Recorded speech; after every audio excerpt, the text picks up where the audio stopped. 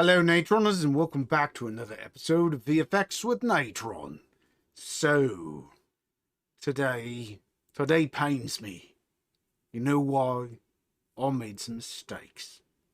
And I made so many mistakes on the last episode that I felt that I could not move forward until we fixed the issues that exist so that we can do a merging of what existed in the past with what is going to come in the future. Not only that, I also want to point out I want to add an extra little bit to our animation. To last time we ran into a situation where we was limited to 8 frames of animation for the water, and I was thinking about it, and the way I had mentioned that we might go about solving the issue is you could do a floating point animation using using a road smooth, but of course a road smooth doesn't work in a linear fashion, which creates a lot of issues. You have to do it by hand. So I had thought to myself, is there another way we could fix that? And there is. But that's actually going to be the number one focus, is fixing that. It's not that it's fixing, it's improving that. So that we'll be able to take it, and we could expand this out so that we could literally slow this down significantly more. But it's kind of kludgy the way it works. Anyway, we're going to do that, and we're also going to address a couple other things, because I made a big old boo-boo with regard to the switch node, or the switch and the input, what actually drives it. And I'm going to bring it up just because it's important to know, and we need to make sure that it's addressed properly. And I don't want misinformation in, well, I can't fix the old one, it's already out there. But we're going to make sure this one does not have it, and we fix it so that it's proper and everything's working right. So you know how to do the switch nodes properly, because I'm boo-booed. Anyway. With that said, let's look at today's goal. Today's goal is going to be, as I said, we're going to be making the pattern. And now this pattern may not be animating 100% perfect because of how long it was made. And I didn't get a chance to check it before we started this today. But that is the goal. It's a much slower, you saw the waves were moving in a much slower form, although they may not have been looping perfectly. And we're going to apply that same technique to our project, which is where we are right now. And we're going to fix some things. All right. So the first thing we need to address is I had mentioned last week that we had put our SE noise over here off to the side. And I had moved, after I had moved it over, I didn't go back and finish connecting it up. I had said we were going to connect this up somehow over in here. And then I said, oh, and then we went into this area and we did all our connections up to make the curves. Well, that's not actually true. We weren't finished with this. We actually do need to we need to add something in here. And the reason is if we look at our, let's first of all turn on our region draw so we can see the area that we were working with last week. And what we can see is that when we're further out, the further away we get from our first frame, the more distorted and the more off these become. They're not lining up, and it's actually, it looks pretty good here. Let's find another area where it doesn't look as good.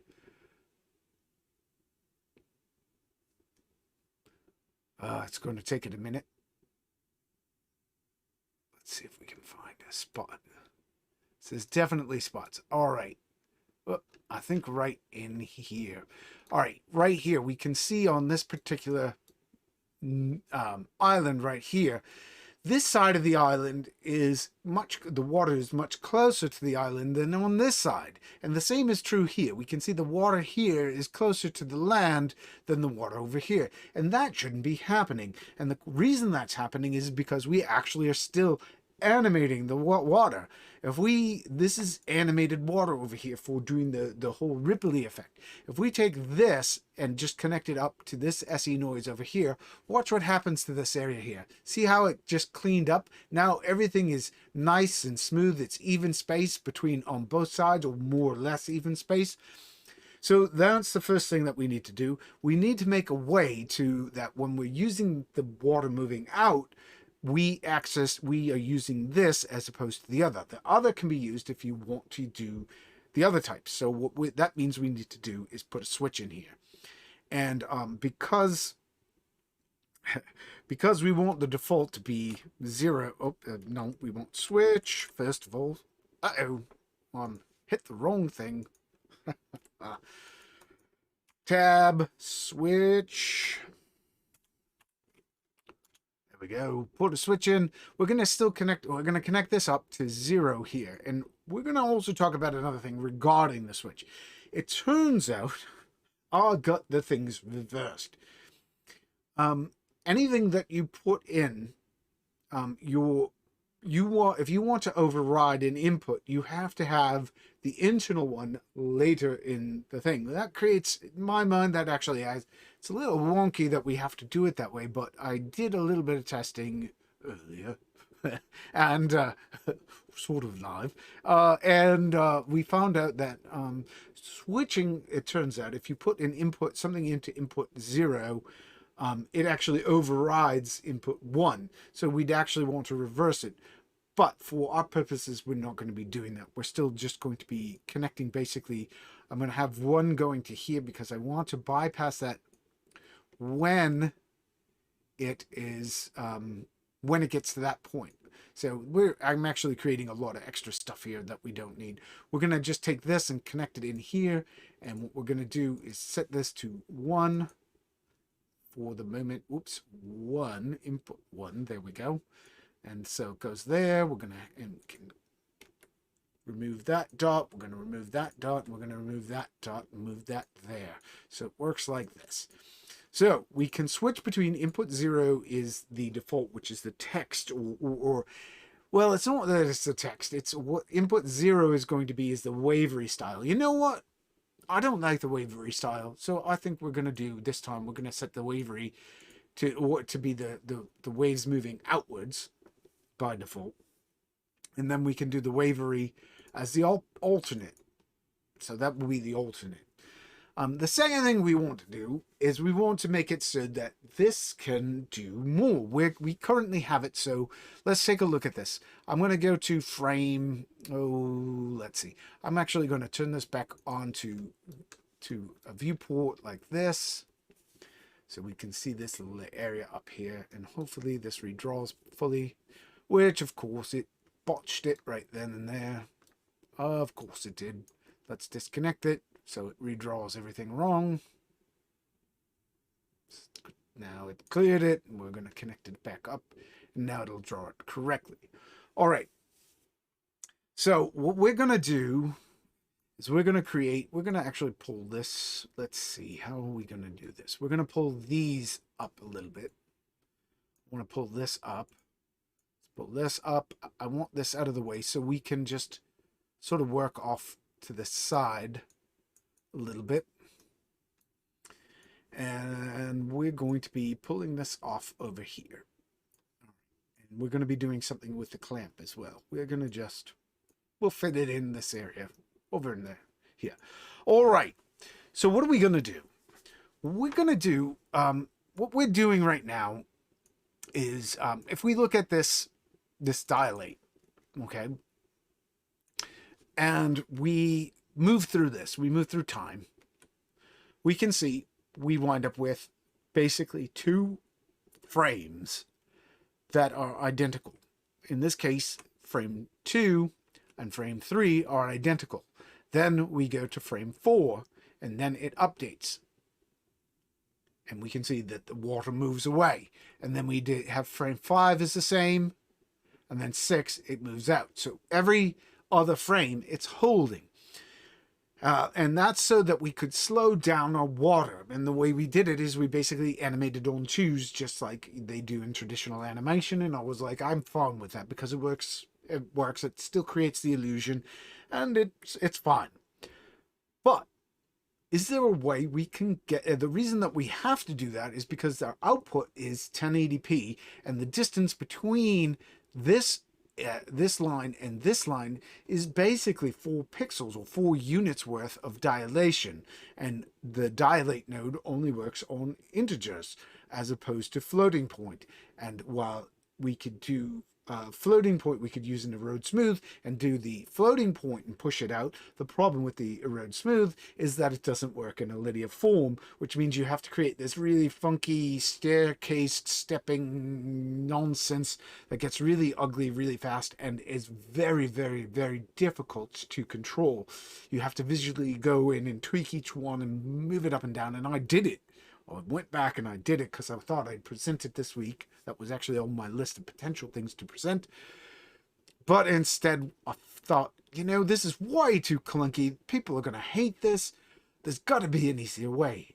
And there is. And the way we're going to actually do it is we're going to use scaling. The reason we can't, this is working the way it is because this is we're dealing with integers, and we don't... integers, basically, when you move from 1 to 2, you don't cover the points in between. So what we're going to do is by scaling this up, we're effectively creating subsamples of our image. We've done subsampling in the past to a degree. I don't know if we've done it quite this way, or for the purposes that we're doing today, but we're going to do it this way. Now, the big problem we face with it, and the reason this is kind of kludgy, is because in order to scale it up, we're starting off at a 1080p resolution right now. That's what our goal with this animation is. So every time we scale it, we have to double its size to get the additional information, which means when we double the size, that means we're moving this from basically 1080p to 4K, because that's... you double both the horizontal and the vertical, and you wind up with 4K. And then if you double it again, you wind up with 8K. And so you can see it can get really big really quick. So if you go beyond 8K, it gets into... you're jumping up to 16K at that point, and it's like, okay, that's just way, a 16K by 16K, well, excuse me, 16K across, basically, resolution is just way too much for horizontal resolution, and it just takes forever to update. So it buys us... this technique will buy us a few frames, but for 4K or for 9 frames, which is what we're doing here, this won't be bad. We can make it longer. We can always space out them and make them, work every other frame like we did here. But for now, we're going to just, for the purposes of demonstrating this, we're going to do it only on... we're going to restrict this to doing 9 frames. So instead of doing... or I should say, it's 8 frames. But instead of doing 4 stretched out on 2s, we're going to do 8 actual frames. So, all right, let's do this. Well, I'm babbling on. First thing we need to do, we need to disk cache our image. All right, so we need to disk cache. So we'll put a disk cache.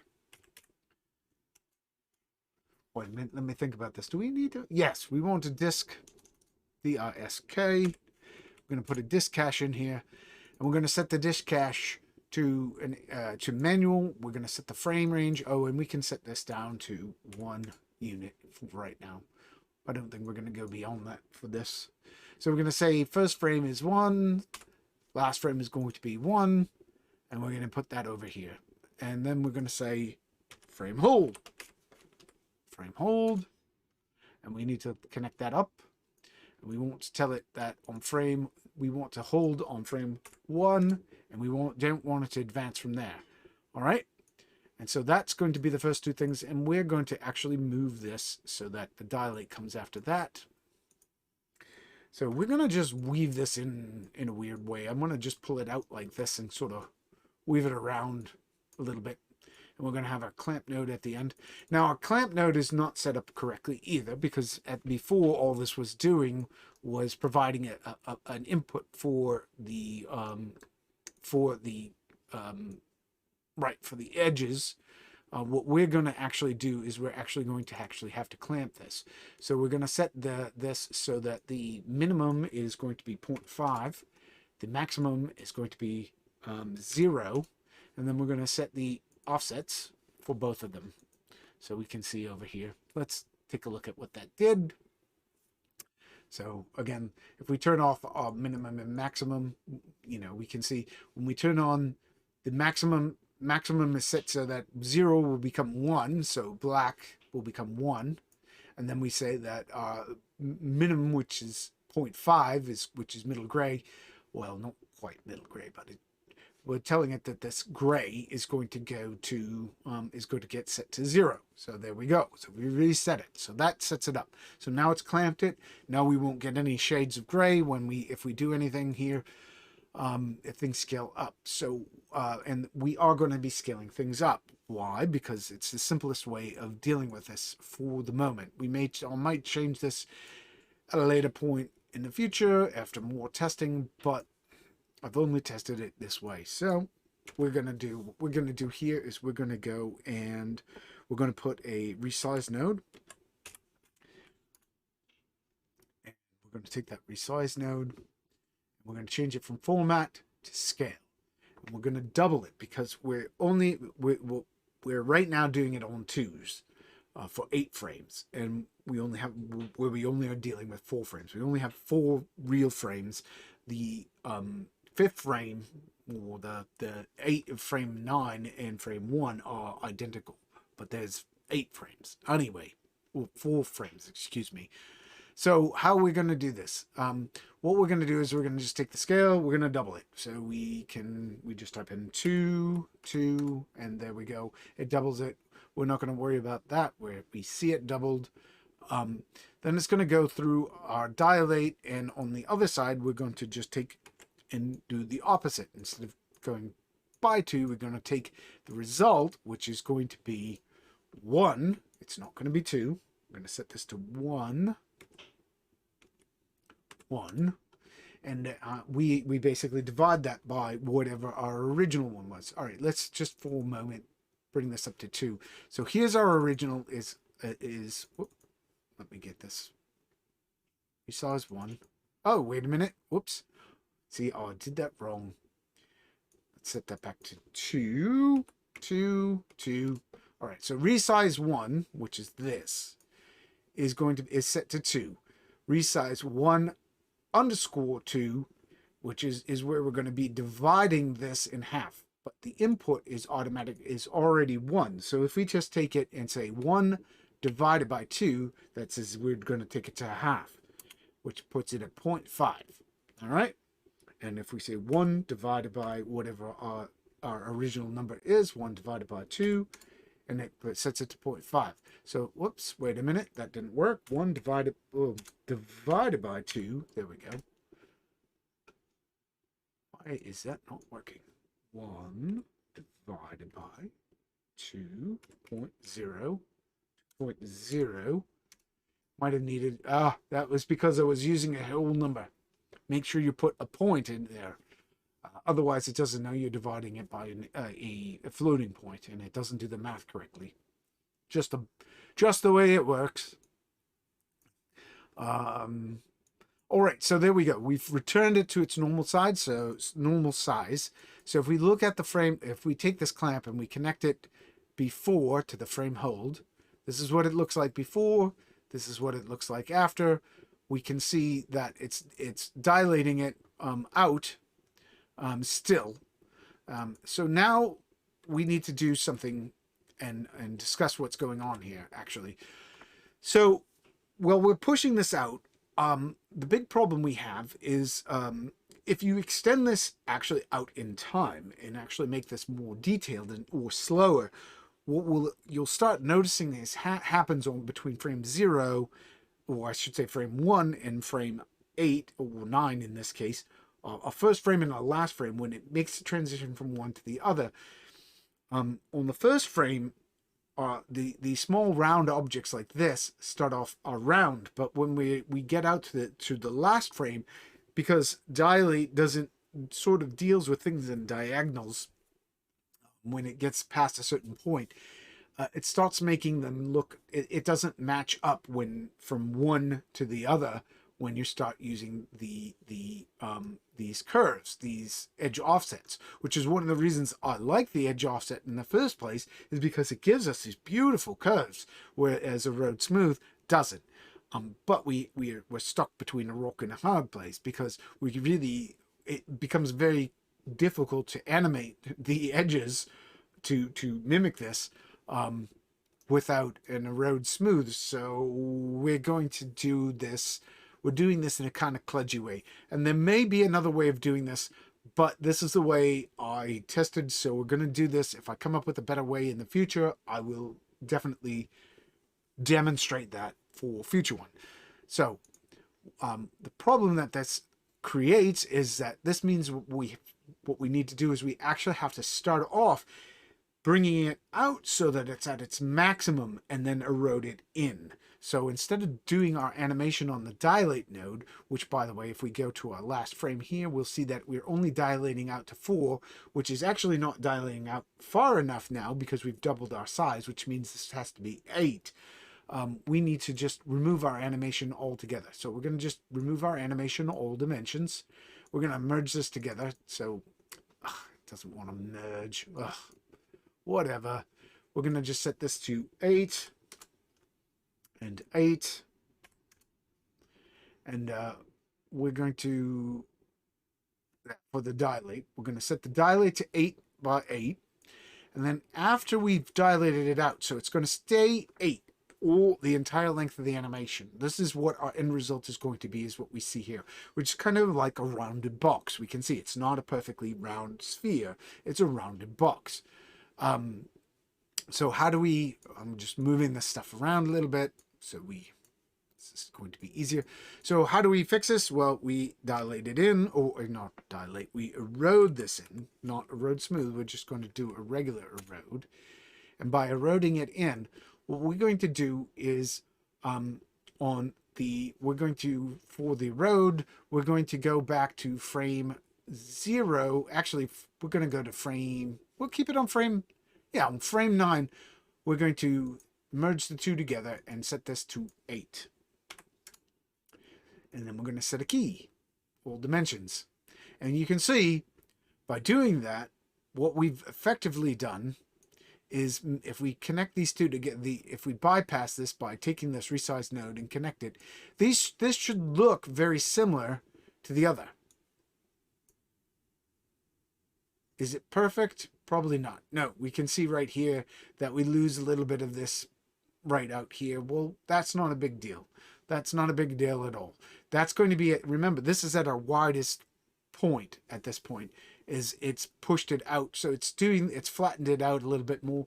I'm not worried. This is when it's out at sea, remember, as opposed to before, or where it's going to be. Just think about this. I take it back. This is no. I keep doing this wrong. We want this at frame A to be 0. Sorry, we want this to be at its widest point, which is going to be here. This is what it should look like at its widest point, which is 8. And then we go back to the beginning, and when we're at the beginning, we're going to set this to 8. So we have to hit tab to set those to 8. And so it starts off shrunk down, which is fine. And then it's going to enlarge as it goes outwards. All right, let's see how that looks when we actually animate it. All right, so we have this. So let's look. Well, let's hit. Oh yes, we also need to for our erode, because we switched the animation over to an erode. That means we also have to go into our curve editor and select the points that make this up. Right click, change the interpolation to linear so that we can see our steps. And now we can see, instead of 4 steps, we have 8 steps, because we've effectively doubled our size to get to the same point. Remember, if we double our size, it takes 8 steps, 8 integer steps to get the same distance. That's equivalent of 4 at a quarter of its, or at a fourth of its resolution. Anyway, So now if we hit play, let's just hit play here and watch this. This should go pretty quick because I think it should go pretty quick. And you know what? I am, before we move too far, I'm stopping that. I'm going to just do a new project version just to make sure we don't, just in case, because this is the type of thing, point where Natron may get a little finicky and not want to play with us properly. So there we go. It's rendering out. We should start seeing the overall animation, and this should give us, we should see this. Now we're seeing aliasing happening, and we can see there it goes. It's moving out, it's pulsing out, and we get a full, as we can see, we have a full. Here's our first frame, second frame, third frame, fourth. We can see we have 8 whole frames of animation. It goes all the way out. All right. And if we go to the clamp node, all that does is it clamps it. And the reason you need to clamp it, make sure you clamp it so that we get rid of all that aliasing from the scaling. Because if you don't, then it will screw up your edge offsets over here. And you'll wind up with little loops and really funky stuff going on. All right. So what this means is if over here, if we back it up and we hit play, this should animate out, and we should wind up with something that hopefully we're seeing. It's not perfect, but it's better than it was, and we'll wind up with something that when we get down to the end, we should wind up with things that are actually animated outwards. And this may take a second, but we're going to move from frame 8 or 9. Actually, we're going to go to frame 9. And we're going to just move forward 1 frame so we can see the transition. And you'll see it's still not going to be perfect. Actually, it's not perfect at all because I don't think we're actually scaling this out. It does not look like we're carrying the edge offset. What is going on here?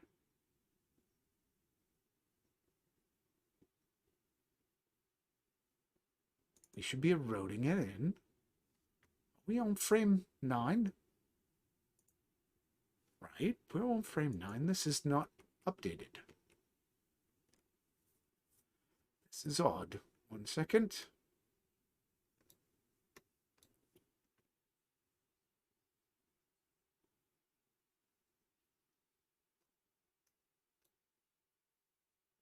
All right, so there's frame 1. Go back. All right, yes, there we go. We can see. This is the difference between the 2 frames. It's not a huge difference, but we can see that it does move ever so slightly outwards into more of a round pattern when we get back to the beginning. And that is done with the angles already in there. But this will actually create a smoother transition when it actually animates. It looks a lot smoother when it goes this way than it does if you let it start from the default. Don't ask me why. Well, I actually do know a little bit of why it's doing it. So that should fix that problem. All right, so what is the other thing? Is there anything else we need to do?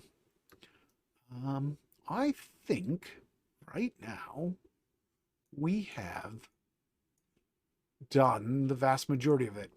We've added this new little branch in here that's handling the bit. And what we're going to ultimately be doing is we need to,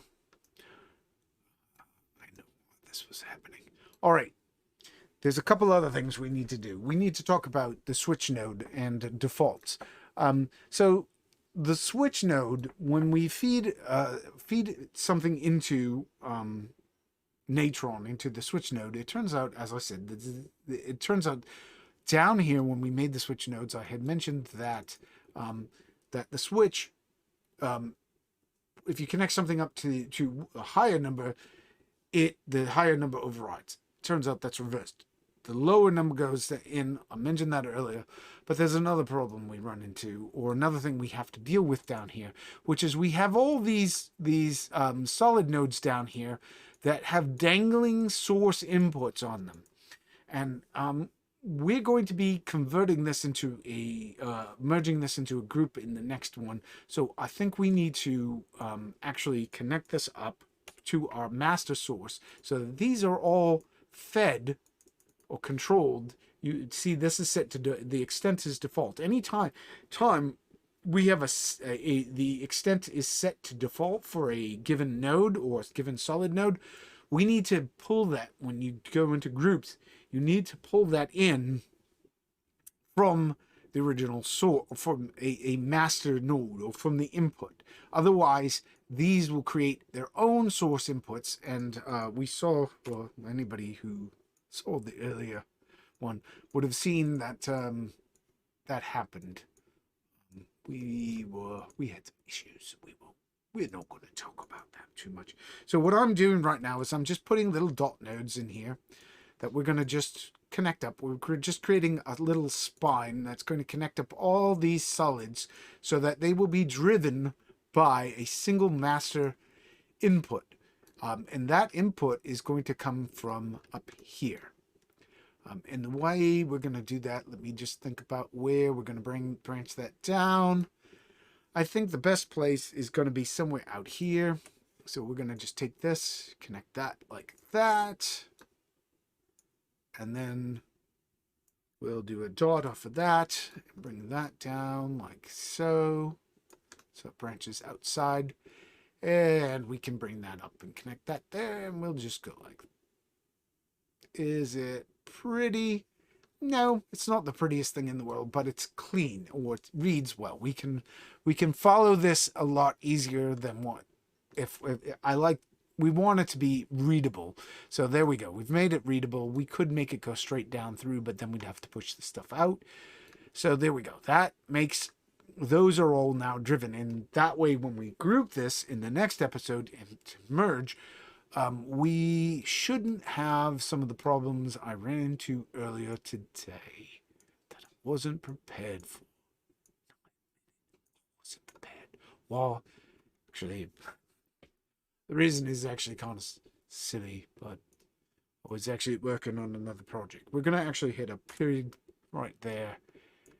And I'm going to pull this up to that point because all these two things here are actually the input sources. These are where we're going to be when we get into our next episode. We're going to be going into merging this all together and turning this into a master group.